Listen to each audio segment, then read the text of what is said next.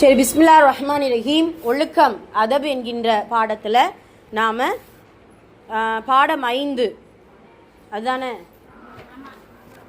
கரெக்டா? ஓகே. பாடம் 5 தான் நம்ம பார்க்க போகிறோம்.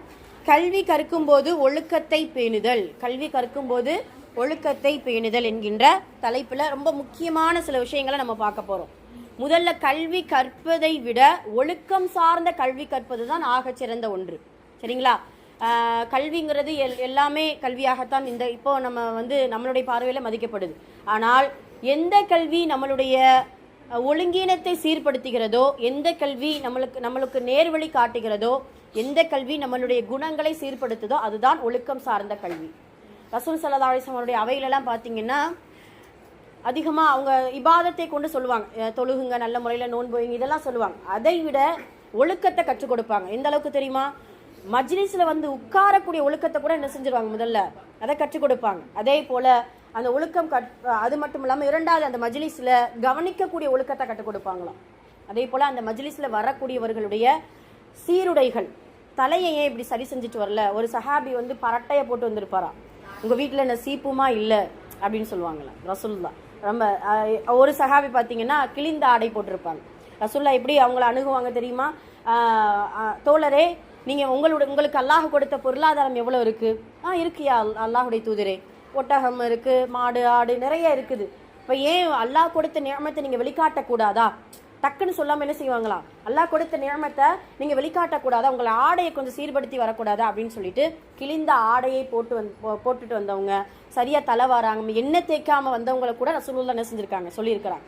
அப்போது அழகை விரும்புகிறான் அப்படின்னு சொல்லுவாங்க. அப்போ இப்படியெல்லாம் இருக்கும் பொழுது நமக்கு கல்வி கற்கிறதுக்கு முன்னாடி அதனுடைய அதபு, அதாவது அமரக்கூடிய அதபு, மஜ்லிஸின் அதபு, சீருடையின் அதபு, இது வார்த்தைகளின் அதபு, இது எல்லாமே ஒழுக்கம். இதுக்கு பின்னாடி தான் கல்வி கற்பதற்கு நம்ம என்ன செய்யணும், இன்ஷா அல்லாஹ் முயற்சி செய்யணும். சரிங்களா? ஜிர்ரி ரஹ்மத்துல்லாஹி அவர்கள் கூறினார்கள், கவனிங்க, கிதாபு கவனிங்க. நல்லொழுக்கம் அறிவின் அடையாளமாகும். நல்லொழுக்கம் அறிவின் அடையாளமாகும். சில அறிஞர்கள் வெளிரங்க ஒழுக்கம் அந்தரங்க ஒழுக்கத்திற்கு அடையாளமாகும். சில அறிஞர்கள் வெளிரங்க ஒழுக்கம் அந்தரங்க ஒழுக்கத்திற்கு அடையாளமாகும் என்றும் கூறியுள்ளனர். மாஷா அல்லாஹ். நல்லொழுக்கம் அறிவின் அடையாளம். சில அறிஞர்கள் இந்த அறிவின் அடையாளத்தை எப்படி சொல்றாங்கன்னா, வெளிரங்க ஒழுக்கம் அந்தரங்க ஒழுக்கத்திற்கு அடையாளமாகும் என்றும் கூறியுள்ளனர். ருவைம் என்ற அறிஞர் கூறியதாவது, மகனே, அமலை உப்பை போன்றும் ஒழுக்கத்தை மாவை போன்றும் ஆக்கிக் கொள்வாயாக. இதன் பொருள், ரொட்டி செய்ய பயன்படும் மாவு அதிகமாக இருப்பது போல் ஒழுக்கம் அதிகமாக இருக்க வேண்டும். அமல் மாவில் சேர்க்கப்படும் உப்பை போன்று குறைவாக இருந்தாலும் சரியே என்பதாகும். மாஷா அல்லாஹ். கரெக்டான ஒரு உதாரணம். ஆமாம், கரெக்டான ஒரு உதாரணம். நாம் என்ன செய்கிறோம், உப்பை தான் கொஞ்சம் அதிகப்படுத்துகிறோம். கல்வி அப்படின்னு சொல்லிட்டு உப்பு அதிகப்படுத்துகிறோம். ஒழுக்கம் நமக்கு மாவு போல உப்பு போல குறைவாக இருக்குது. அதெல்லாம் பாதுகாக்கணும். எனவே அதிக ஒழுக்கத்துடன் செயல்படும் குறைந்த செயல் ஒழுக்கமின்றி செய்யப்படும் அதிகமான அமலை விட மிக மிக சிறந்தது. சரி, இதுவும் ஒழுக்கம் இல்லை, இங்க கவனிக்கணும். எனவே அதிக ஒழுக்கத்துடன் செயல்படும் குறைந்த செயல் ஒழுக்கமின்றி செய்யப்படும் அதிகமான அமலை விட மிக மிக சிறந்தது. சிலர் தஸவுஃப் முழுவதும் ஒழுக்கம்தான், மேலும் ஒவ்வொரு நேரத்திற்கும் என்ன போட்டிருக்காங்க, ஒவ்வொரு நேரத்திற்கும் ஒரு ஒழுக்கம் உள்ளது, ஒவ்வொரு இடத்திற்கும் ஓர் ஒழுக்கம் உள்ளது என்று கூறியுள்ளனர். எனவே எவர் ஒழுக்கத்தை பற்றி பிடித்து கொண்டாரோ இவர் இரையச்சமுடைய மக்களின் தரத்தை அடைந்து விடுவார். எவர் ஒழுக்கத்தில் கவனக்குறைவாக இருக்கின்றாரோ அவர் சுன்னத்தில் கவனக்குறைவாக இருப்பார். எவர் சுன்னத்தில் கவனக்குறைவாக இருப்பாரோ அவர் ஃபர்லில் கவனக்குறைவாக இருப்பார். எவர் ஃபர்லில் கவனக்குறைவாக இருப்பாரோ அவர் அல்லாஹ்வின் அருளை விட்டும் தூரமாகி விடுவார். ஆனால் அவரோ தான் அல்லாஹ்வின் அருளுக்கு நெருக்கமாக இருப்பதாக எண்ணிக்கொண்டிருப்பார். எனவே இதிலிருந்து எவர் ஒழுக்கத்தை பேணவில்லையோ அவர் அல்லாஹ்வின் ரஹ்மத்தை விட்டும் தூரமாகி விடுவார் என அறியப்படுகிறது. அதெல்லாம் அந்த ஒழுக்கம் எந்த அளவுக்கு பாதிக்குது அப்படிங்கிறத அறிஞர்கள் நமக்கு சொல்லி காட்டுறாங்க. மேலும் சிலர் எவர் ஒழுக்கத்தை விட்டும் தன்னை தடுத்து கொண்டாரோ அவர் நன்மைகள் அனைத்தையும் விட்டு தன்னை தடுத்து கொண்டார் என்றும் கூறியுள்ளனர். இன்னும் சிலர் எவர் எவர் இருக்கும் காலத்தில் ஒழுக்கத்தை பேணவில்லையோ நிச்சயமாக அவரது காலம் கழிந்துவிடக் கூடியதாகவே இருக்கின்றது என்று கூறியுள்ளனர். அறிந்து கொள் மனிதா, நிச்சயமாக ஒழுக்கம் ஏழைகள், மிஸ்கீன்கள், செல்வந்தர்கள் எல்லோருக்குமே அவசியமாகும். ஏழைகள், மிஸ்கீன்கள், செல்வந்தர்கள் எல்லோருக்குமே அவசியமாகும். ஒழுக்கமே சபையின் அழகாக இருக்கின்றது. 1000 பேருள்ள சபையில் ஒருவர் ஒழுக்கமின்றி நடந்தாலும் அச்சபை குப்பை தொட்டி போன்று ஆகிவிடும். எனவே எவர் கற்றுக் கொடுத்து ஒழுக்கத்தை கற்றுத் தரவில்லையோ அவர் கல்வி கற்றுக் கொடுக்காதவர் போன்றாவார். எவர் ஒழுக்கவான்களுடன் இருந்தும் ஒழுக்கத்தை கற்றுக்கொள்ளவில்லையோ அவர் நிச்சயமாக நஷ்டவாளிதான். எனவே கவனத்துடன் இருப்பாயாக. மேலும் ஒழுக்கத்துடன் கூடிய குறைந்த அளவு கல்வி ஒழுக்கமில்லாத அதிகப்படியான கல்வியை விட சிறந்தது. அற்புதமான வார்த்தை. ஒரு வார்த்தையுடைய அர்த்தங்கள் கவனிச்சிங்களா? ஒழுக்கம் என்பது எந்த அளவுக்கு நமக்கு முக்கியத்துவம் வாய்ந்ததுங்கிறத நமக்கு கொடுக்குறாங்க. எனவே ஒழுக்கம் உடையவருடன் சேர்ந்திரு. அவர் ஆலிமாக இல்லாமல் இருந்தாலும் சரி, ஆலிமாக இருந்தாலும் ஒழுக்கமில்லாதிருப்பவருடன் சேர்ந்து அமர வேண்டாம். ஏனெனில் ஒழுக்கமுடைய ஒரு மனிதன் ஒழுக்கமில்லா 1000 மனிதர்களை விட மேலானவர். ஒழுக்கத்தை பேணாமல் கல்வி கற்பது நெய்யில்லாமல், ஆணமில்லாமல், ஒப்பில்லாமல், உணவு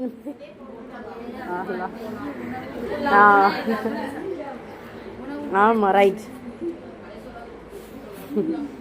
எனவே எவரது ஒழுக்கமும் குணமும் அழகாக இருக்கவில்லையோ அவரது செயலும் நடத்தையும் அழகாக இருக்காது.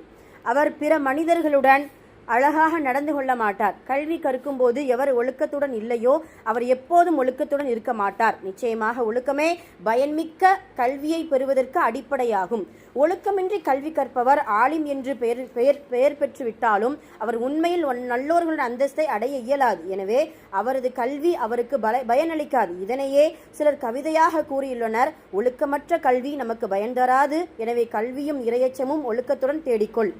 எவரது தந்தை இறந்து விட்டாரோ அவர் உண்மையில் அனாதை அல்ல. எவர் கல்வியும் ஒழுக்கமும் இன்றி இருக்கிறாரோ அவரே அனாதையாவார் அப்படின்னு சொல்லிட்டு நமக்கு பாடம் கொடுக்குறாங்க. இது நிறையா இருக்கோ? சரி, வாசி முடிச்சிருவோம். நல்லா தான் இருக்கு. ஆனால் ஒவ்வொரு வார்த்தைகளும் ரொம்ப நம்ம சிந்திக்கக்கூடிய வார்த்தைகளாக இருக்குது. ஆனால் வார்த்தைகளில் கவனமாக இருக்கணும். நிச்சயமாக பெருமை, பொறாமை, விபச்சாரம், அநியாயம் ஆகியவை கல்வியின் ஒளியையும் அதன் அருளையும் போக்கிவிடும். இத்தகைய தன்மைகள் கெட்ட கல்விமான்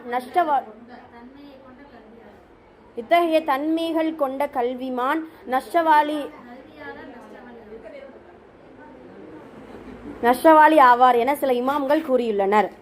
ஆரிஃபீன்களில் அதிகமானோர் கூறியுள்ளனர். ஆரிஃபீன்கள்னா அறிஞர்கள். கீழ்கண்ட 4 விஷயங்களில் ஒன்றை விட்டவர் கல்வியின் ஒளியையும் அதன் அருளையும் காண மாட்டார். அவர் பல புத்தகங்களை மனனம் செய்திருந்தாலும் சரியே. இந்த 4 விஷயத்தில் ஒன்று விட்டாலுமே நம்ம என்ன செய்ய மாட்டோம்? கல்வியின் ஒளியையும் அது அருளையும் காண மாட்டோம். அதெல்லாம் அதில் ஒன்று ரகசியங்களையும் பரகசியங்களையும் அல்லாஹ்விற்கு. அப்படியா? சரி, ரகசியத்திலும் பகிரங்கத்திலும் அல்லாஹ்விற்கு வழிபடுவது. குறிப்பாக இதை விடக்கூடாதுங்கிறத சொல்றாங்க. புரியுதா? ரகசியத்தை உங்களுக்கு புரியுதா? அதாவது வெளிரங்கத்திலும் அந்தரங்கத்திலும் நம்ம தனிமையில இருந்தாலும் கூட்டாக இருந்தாலும் அல்லாஹுக்கு நம்ம கட்டுப்பட வேண்டும் அப்படிங்கிறத சொல்றாங்க. 2வது விஷயம், குறிப்பாக ஆசிரியர் உள்ளத்திலும் பொதுவாக அறிஞர்களின் உள்ளத்திலும் தன்னை பற்றிய அன்பையும் பொருத்தத்தையும் மகிழ்ச்சியையும் பெறுவது. அல்ஹம்துலில்லாஹ். அதெல்லாம் எல்லாருடைய என் மனசுல எல்லாருமே அல்ஹம்துலில்லாஹ் நல்ல ஒரு தரஜாவில் தான் இருக்கீங்க. அல்ஹம்துலில்லாஹ், அதில் எந்த ஒரு குறையும் இல்லை. ஒழுக்கத்தை பேணுவது, பணிவிடை புரிவது, தாழ்மையுடன் இருப்பது. இது இதில் நம்ம கவனம் இருக்கணும் இன்ஷா அல்லாஹ். ஒழுக்கத்தை பேணுவது, பணிவிடை புரிவது, தாழ்மையுடன் இருப்பது. 4வது விஷயம், அடிமைகள் ஏழைகளிடமிருந்து கல்வி கற்பதற்கு வெட்கப்படாமல் இருப்பது என நபி ஸல்லல்லாஹு அலைஹி வஸல்லம் அவர்கள் இந்த கல்வியை செல்வந்தன், ஏழை, சிறியவர், பெரியவர் அனைவரிடமும் கற்று எழுதி கொள்ளுங்கள். எவர் இந்த கல்வியை உடையவர் ஏழையாக இருக்கிறார் அல்லது அவரை விட வயதில் சிறியவராக இருக்கிறார் என்ற காரணத்திற்காக கற்காமல் விட்டு விடுவாரோ அவர் நரகில் தனது இருப்பிடத்தை தேர்ந்தெடுத்து கொள்ளட்டும் என நபி ஸல்லல்லாஹு அலைஹி வஸல்லம் அவர்கள் கூறியுள்ளார்கள். அதல்லா நஊது பில்லாஹி மின்ஹா. அறிந்து கொள் மனிதா, ஒழுக்கமுடையவனின் அடையாளம் அவன் தன் ஆசிரியரிடத்தில் பலகீனமான ஒரு அடிமை கருணையுள்ள தன் எஜமானிடத்தில் எப்படி இருப்பானோ அப்படி இருப்பான். மேலும் அலி ரலியல்லாஹு அன்ஹு அவர்கள் கூறுகிறார்கள், எவர் எனக்கு ஒரு எழுத்தையேனும் கற்று தந்தாரோ அவருக்கு நான் அடிமை.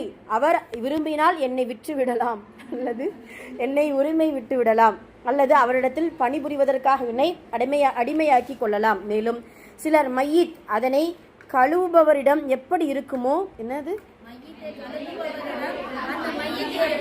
எப்படி இருக்குமோ அதுபோல மாணவர் ஆசிரியரிடம் இருக்க வேண்டும் என்று கூறியுள்ளனர்.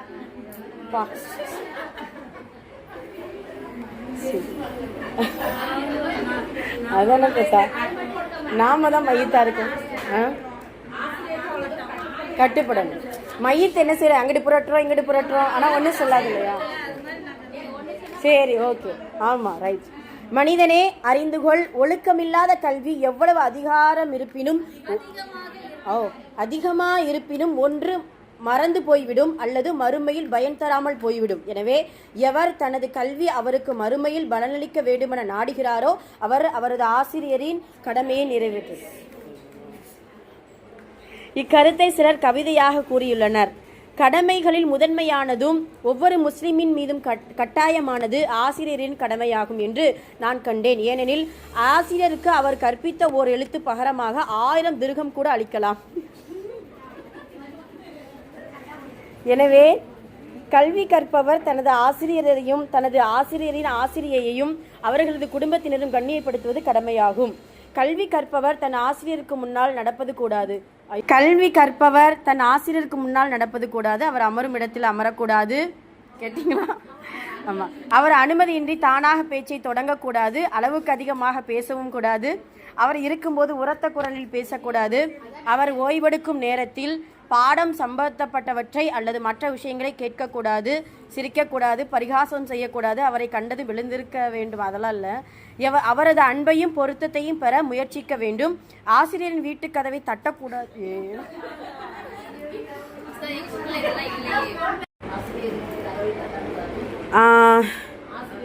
அவரது